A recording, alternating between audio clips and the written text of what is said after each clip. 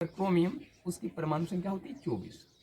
Electronic विन्यास अगर मोटे स्तर पर करोगे तो क्या होगा, तो देखो कि क्रोमियम का इलेक्ट्रॉनिक विन्यास में पहली कक्षा में 2 इलेक्ट्रॉन, दूसरी कक्षा में 8 इलेक्ट्रॉन, तीसरी कक्षा में कितना इलेक्ट्रॉन रखना है, तो 2 8 10 हो गया, बाकी बचा 14 इलेक्ट्रॉन।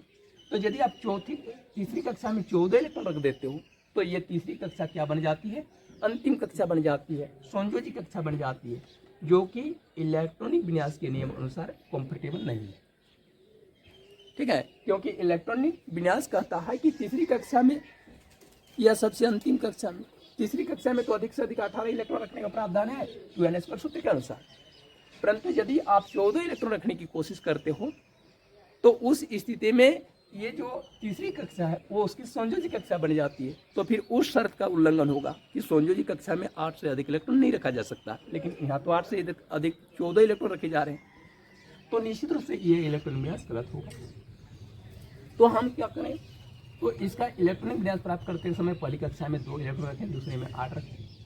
तीसरी कक्षा में क्या करेंगे, तीसरी कक्षा में अभी फिलहाल अभी कितना रखोगे, तीसरी कक्षा में 8 इलेक्ट्रॉन रख के चलिए, तो 2 8 10 8 18, बाकी बच गया 6 इलेक्ट्रॉन।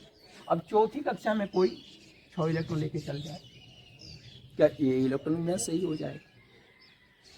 तो ध्यान दोगे, पहली कक्षा में 2 इलेक्ट्रॉन, दूसरी कक्षा में 8 इलेक्ट्रॉन, तीसरी कक्षा में 8 इलेक्ट्रॉन और चौथी कक्षा में यदि आप 6 इलेक्ट्रॉन रखते हैं तो देखिए क्या होगा, किसी भी कक्षा में इलेक्ट्रॉनों की अधिकतम संख्या 2n स्क्वायर से ज़्यादा तो है नहीं, उस शर्त का पूरा पालन हो रहा है ना। अब देखिए जो दूसरा शर्त है कि यदि आप चौथी कक्षा में 6 इलेक्ट्रॉन रख देते हो, शेष बचा 6 इलेक्ट्रॉन रख देते हो, तो फिर उस नियम का भी परिपालन हो जाता है कि जिसमें संयोजी कक्षा में 8 से अधिक इलेक्ट्रॉन नहीं रखे जाने के लिए कहा जा रहा था। तो देखिए यहाँ संयोजी कक्षा में 8 से अधिक इलेक्ट्रॉन नहीं है, वो तो 6 इलेक्ट्रॉन है, उनका भी परिपालन हो जाता है। लेकिन क्या आप समझ रहे हैं, यहाँ पर और एक शर्त का उल्लंघन हो जा रहा है, और वह शर्त कौन सा है, तो वह शर्त है कि किसी भी परमाणु की सबसे जो अंतिम कक्षा होती है उसमें आप 2 से अधिक इलेक्ट्रॉन, और उसके पहले वाली कक्षा में या उसके ठीक पहले वाली कक्षा में 9 से अधिक इलेक्ट्रॉन तभी रख सकते हो जब उनके पहले की या उन दोनों कक्षाओं की पहले की सभी कक्षाएं पूर्ण रूप में भरी हुई हो। तो इस हिसाब से यदि हम लोग विचार कर लें तो क्या इसकी जो अंतिम कक्षा देख रहे हो उसमें 2 से अधिक इलेक्ट्रॉन दिख रहा है कि नहीं, तो इसमें आप 2 से अधिक इलेक्ट्रॉन 6 रख दिए हो, तो यहाँ पर 6 इलेक्ट्रॉन रख सकते हो क्या, 6 इलेक्ट्रॉन तभी रखा जा सकता है जब उनके पहले की सभी कक्षाएं इलेक्ट्रॉनिक विन्यास के नियमानुसार भर गए हो, पूर्ण रूप में भर गए हो। तो देखिए उनके पहले की सभी कक्षाओं की जांच करनी हो, तो पहली कक्षा में इलेक्ट्रॉन धारण करने की अधिकतम क्षमता 2 होती है, तो उसको तो 2 इलेक्ट्रॉन दिया जा चुका है, वो तो भर गई है, ठीक ठाक, इलेक्ट्रॉनिक विन्यास के नियमानुसार पूर्ण रूप में भर गई है। दूसरी जो कक्षा में इलेक्ट्रॉन धारण करने की अधिकतम क्षमता 8 होती है, वो भी इलेक्ट्रॉनिक विन्यास के नियमानुसार पूर्ण रूप में भरी हुई है। लेकिन 2n स्क्वायर सूत्र के अनुसार तीसरी कक्षा में इलेक्ट्रॉन धारण करने की अधिकतम क्षमता जो 18 है, क्या आप तीसरी कक्षा में 18 इलेक्ट्रॉन रखे हो? नहीं रखे। अब तीसरी कक्षा में भरे ही नहीं आप पूरा इलेक्ट्रॉनिक विन्यास के नियम अनुसार, फिर चौथी कक्षा या अंतिम कक्षा में आप 2 से अधिक रखने की कोशिश कर रहे हो, ये तो सरासर गलत है ना। तो इसलिए आप क्या करें कि चौथी कक्षा में अभी आप लोग 2 से अधिक इलेक्ट्रॉन न रखें, अधिक से अधिक 2 रख लें, तो हम लोग यहाँ पर अधिक से अधिक 2 इलेक्ट्रॉन रख लेते हैं, बाकी शेष बच गया 4 इलेक्ट्रॉन। देख लीजिए आप, 2 8 10, 10 और 8 18, 18 और 2 20, लेकिन उसमें तो 24 इलेक्ट्रॉन है, बाकी शेष बचा 4 इलेक्ट्रॉन। तो वो 4 इलेक्ट्रॉन लेकर तो आप 5वीं कक्षा में नहीं जा सकते हो, जैसे कि अभी समझाया गया। तो वो साइंस बचा जो 4 इलेक्ट्रॉन है, वो 4 इलेक्ट्रॉन आपको लेकर आ जाना है कहाँ, तीसरी कक्षा में। तो तीसरी कक्षा में जब आ जाओगे तो वहाँ इलेक्ट्रॉन की संख्या कितनी हो जाएगी, तो पहले से ही थी 4 और अब जुड़ जाएगी, पहले से ही थी 8 और अब फिर 4 जुड़ जाएगी तो हो जाएगी 12, यानी तब क्या इसका सही इलेक्ट्रॉनिक विन्यास 2 8 और 12 और 2 होगा। देखिए होगा कि नहीं होगा वो तो अभी जो है जांच का विषय वस्तु है। तो देखिए इसमें किसी भी कक्षा में इलेक्ट्रॉन की अधिकतम संख्या 2n स्क्वायर से ज़्यादा नहीं है। दूसरा नंबर, अंतिम कक्षा में इलेक्ट्रॉन की संख्या 8 से ज़्यादा नहीं है। अंतिम कक्षा से ठीक पहले वाली कक्षा में 18 से अधिक इलेक्ट्रॉन नहीं है, 12 इलेक्ट्रॉन रखे हुए। तीन शर्तों का तो ऐसे ही परिपालन होगा, ठीक है। अब देखिए चौथी कक्षा में क्या है, चौथा शर्त क्या है, अंतिम कक्षा में 2 से अधिक इलेक्ट्रॉन नहीं रख सकते हो तब तक जब तक कि उनकी पहली कक्षाएं, उनके पहले की सभी कक्षाएं पूर्ण रूप में नहीं भर गई हो। तो इसमें तो देखिए 2 से अधिक इलेक्ट्रॉन हम रखे नहीं, लेकिन उसके पहले वाली कक्षा या अंतिम कक्षा, संयोजी कक्षा से ठीक पहले वाली कक्षा में 9 से अधिक इलेक्ट्रॉन आप तब तक नहीं रख सकते हो जब तक कि उनके पहले की सभी कक्षाएं इलेक्ट्रॉनिक विन्यास के नियमानुसार भर नहीं गई हो। तो देखिए अंतिम कक्षा से पहले की कक्षा में हमने 9 से अधिक इलेक्ट्रॉन रखने का हिम्मत जुटाया, तो क्या इसमें 9 से अधिक इलेक्ट्रॉन नहीं रखे जा सकते हैं? तो कह रहा है इसमें 9 से अधिक, अंतिम कक्षा से ठीक पहले वाली कक्षा में 9 से अधिक 10, 11, 12, 13, 14, 15, 16, 17, 18 तक का इलेक्ट्रॉन आप रख सकते हो। 18 से अधिक नहीं, लेकिन 18 तक का इलेक्ट्रॉन रख सकते हो, लेकिन एक ही शर्त पर, जब उनके पहले की सभी कक्षाएं पूर्ण रूप में भर गई हो। तो देखिए यहाँ अंतिम कक्षा से ठीक पहले की कक्षा है तीसरी कक्षा, तो तीसरी कक्षा से पहले की जो 2 कक्षाएं देख रहे हो, पहली कक्षा और दूसरी कक्षा, वो इलेक्ट्रॉनिक विन्यास के नियमानुसार तो भर गई हो। तो भर गई है तो उस परिस्थिति में निश्चित रूप से हम इसमें 9 से अधिक इलेक्ट्रॉन रख सकते हैं। तो वहां पर हमने 12 इलेक्ट्रॉन रख दिया और इस तरह से इसका इलेक्ट्रॉनिक विन्यास तैयार हो। लेकिन यहाँ पर ये शर्तें तो हो गई, अब इलेक्ट्रॉन क्रमिक रूप से भरे जाते हैं उसका भी परिपालन किया।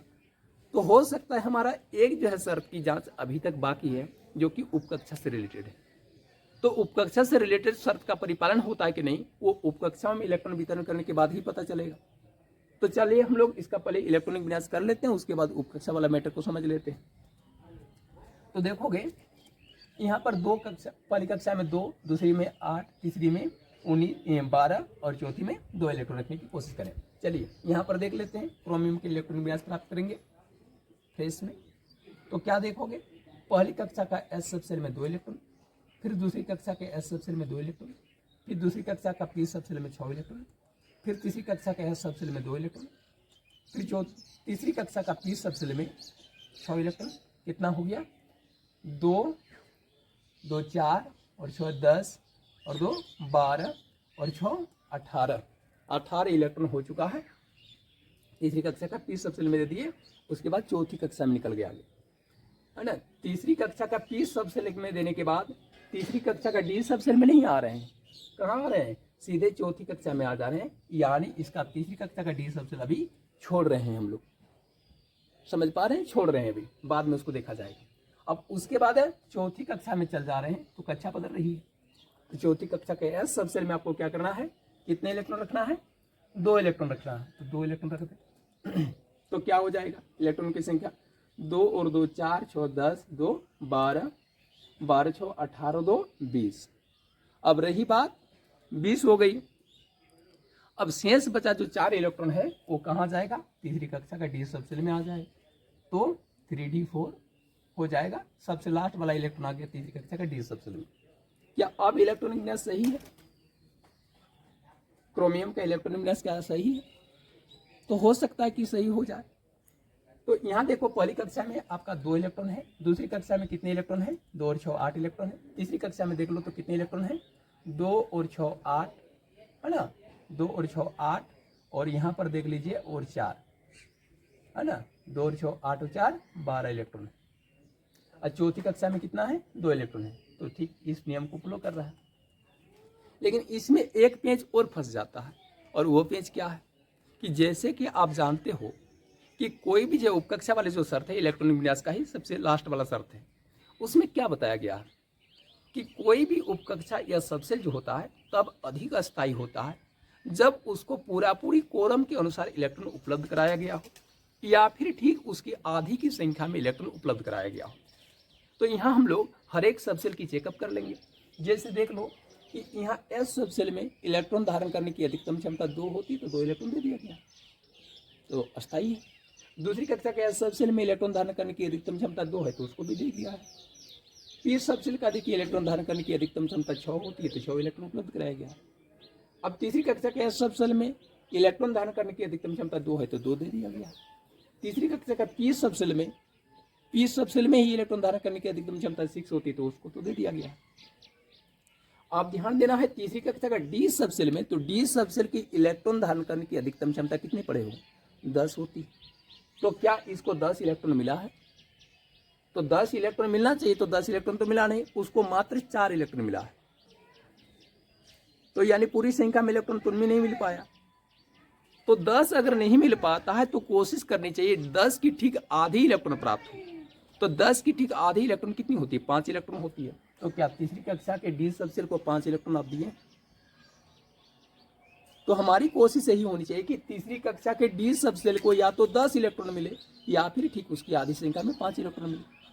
तो देखिए तीसरी कक्षा के डी सबसेल को ना तो हम लोग 10 इलेक्ट्रॉन दिए हैं ना तो 5 इलेक्ट्रॉन दिए हैं। तो ये तीसरी कक्षा का डी सबसेल उतना अधिक अस्थायी नहीं होगा। करना क्या है, चौथी कक्षा का जो एस सबसेल में 2 इलेक्ट्रॉन रखे हुए हो, तो चौथी कक्षा के एस सबसेल में 2 इलेक्ट्रॉन ना रखें आप, उसके बदले में आप चौथी कक्षा का एस सबसेल में केवल मात्र 1 इलेक्ट्रॉन रखें। और चौथी कक्षा का जो 1 इलेक्ट्रॉन और बच जाता है उसे आप लोग कहाँ ट्रांसफर कर दें? उसे ट्रांसफर कर दें तीसरी कक्षा का डी सबसेल में। तो यहाँ पर तीसरी कक्षा का डी सबसेल में पहले था 4 इलेक्ट्रॉन और आप चौथी कक्षा के एस सबसेल से 1 इलेक्ट्रॉन चुरा कर ले आए या निकाल कर ले आए, तो वहाँ पर इलेक्ट्रॉन की संख्या कितनी हो जाती है? 4 और 1 5 हो जाती है। तो उस स्थिति में आपका इलेक्ट्रॉनिक विन्यास कैसे बनता है? 1s2 2s2 2p6 3s2 3p6 3d4 नहीं 3d क्या हो जाएगा? 5 हो जाएगा। 3d 4 और 1 5 और 4s1 होगा। क्या इसमें इलेक्ट्रॉनिक विन्यास का सबका पालन हुआ है? देख लीजिए आप यहाँ पर देखिए, हर एक कक्षा में इलेक्ट्रॉन की अधिकतम संख्या 2n स्क्वायर सूत्र से निर्धारित हुआ है, उससे अधिक नहीं किया है। अंतिम कक्षा में 8 से अधिक इलेक्ट्रॉन नहीं है, उसके ठीक पहले वाली कक्षा में 18 से अधिक इलेक्ट्रॉन नहीं है। कोई भी कह सकते हो कक्षा में इलेक्ट्रॉन क्रमिक रूप से भरी गई है। 4 शर्त का पालन हो गया। 5वां शर्त में देखिए, अंतिम कक्षा में 2 से अधिक इलेक्ट्रॉन रखे नहीं है। अब उससे ठीक पहले वाली कक्षा में अगर 9 से अधिक इलेक्ट्रॉन रखे भी हैं तो परिपालन करते हुए, शर्त का परिपालन करते हुए रखें, क्योंकि अंतिम कक्षा से ठीक पहले वाली कक्षा में हम लोग 9 से अधिक कितने इलेक्ट्रॉन रख लिए? 2 और 6 8 5 13 इलेक्ट्रॉन रख रहे हैं। तो 13 इलेक्ट्रॉन जो रख रहे हैं इस वजह से रख रहे हैं क्योंकि इसके पहले की जो दोनों कक्षाएं हैं वो इलेक्ट्रॉनिक विन्यास के नियमानुसार पूर्ण रूप में भरी हुई है। तब तो हम रख सकते हैं 9 से अधिक इलेक्ट्रॉन। तो 5वें शर्त का परिपालन हो गया। 6ठे शर्त का भी परिपालन होता है कि कोई सबसेल तब अधिक अस्थायी होता है जब उसे कोरम के अनुसार पूरा इलेक्ट्रॉन मिल गया हो या ठीक ठीक आधा इलेक्ट्रॉन मिला हो। तो आप देख लीजिए, अंतिम कक्षा में जो एस सबसेल है उनको भले ही अपने कोरम के अनुसार, अपने कैपेसिटी के अनुसार अधिक से अधिक 2 इलेक्ट्रॉन नहीं मिला है, तो कोई बात नहीं, 2 तो नहीं मिला लेकिन ठीक उसकी आधी संख्या में 1 इलेक्ट्रॉन तो मिल ही गया, तब वो अस्थायी हो जाए। और चौथी कक्षा में डी सबसेल को देख लो, ये तीसरी कक्षा के डी सबसेल को देख लो, उसके कोरम के अनुसार डी सबसेल की इलेक्ट्रॉन धारण करने की अधिकतम क्षमता 10 होती है। तो भले उसको 10 इलेक्ट्रॉन हम नहीं दे सके, लेकिन कम से कम उसकी आधी संख्या में 5 इलेक्ट्रॉन तो उपलब्ध करा ही दिए। तो उस स्थिति में इसका सही इलेक्ट्रॉन विन्यास यही होगा 1s2 2s2 2p6 3s2 3p6 3d5 4s1।